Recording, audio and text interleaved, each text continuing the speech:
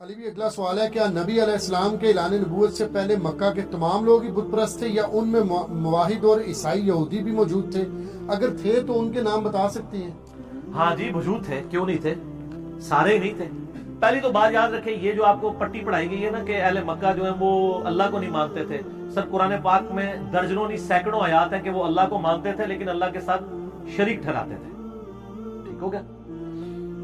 یہ جھوٹ ہے پہلی بات کہ جی وہ اللہ کو نہیں مانتے تھے۔ دوسری بات، ان میں موحدین موجود تھے۔ نبی علیہ السلام کے والد کا نام کیا ہے؟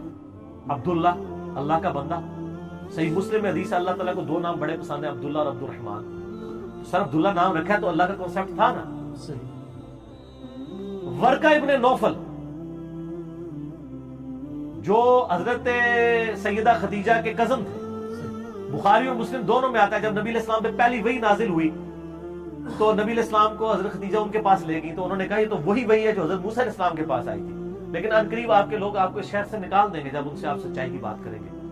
حضور نے کہا یہ تو مجھ سے بڑی محبت کرتے ہیں، مجھے صادق اور امین کہتے ہیں۔ ان کا یا رسول اللہ وسلم آپ سے پہلے بھی جن لوگوں نے یہ بات کی ہے نا ان کے اپنے لوگوں نے ان کو نکال دیا۔ سر سچائی تو پیغمبروں سے نہیں کسی نے سنی، انجینئر صاحب کی سچائی کی طرح ہضم ہو جائے گی علماء کو؟ علماء یہود کو کیا نبی علیہ السلام کی دعوت ہضم ہو گئی تھی؟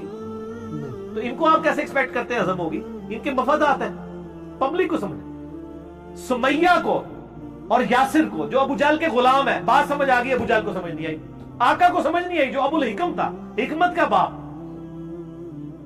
بلال حبشی کو سمجھ آ گئی ہے، امیہ ابن خلف جو اس کا مالک تھا اس کو سمجھ نہیں آئی۔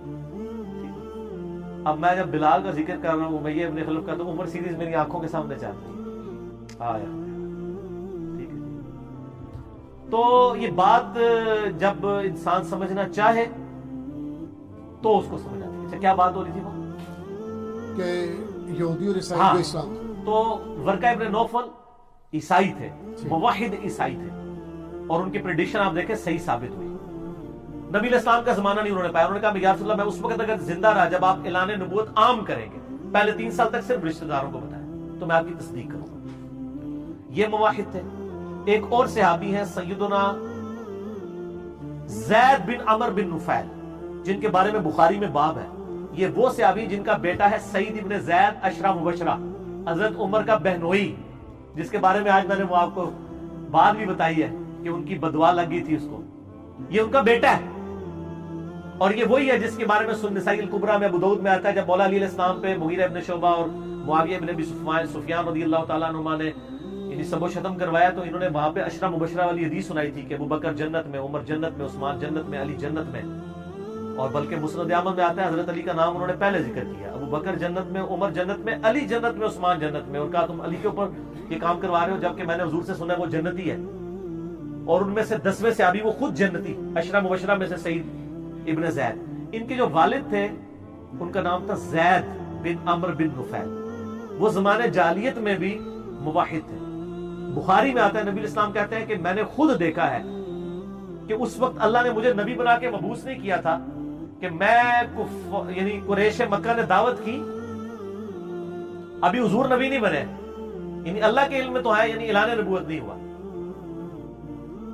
تو وہ کہتے ہیں کہ مشرکین عرب نے میرے سامنے کھانا رکھا تو میرے ساتھ زید بھی بیٹھا ہوا تھا، تو یہ فوراً اٹھ کے اس نے کہا میں بتوں کے نام کا ذبیحہ نہیں کھاتا۔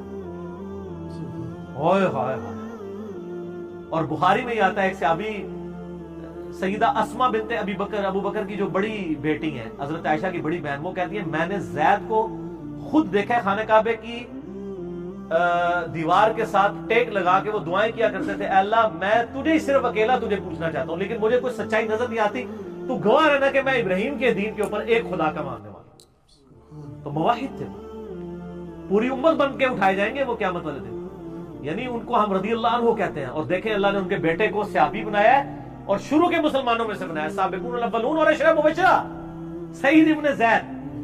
تو ان کے والد بھی یعنی موحد تھے۔ تو اس طرح کے لوگ موجود تھے جو دین ابراہیمی کے اوپر قائم تھے، جو شرک نہیں کرتے تھے۔ بہرحال اکثریت جو ہے مشرک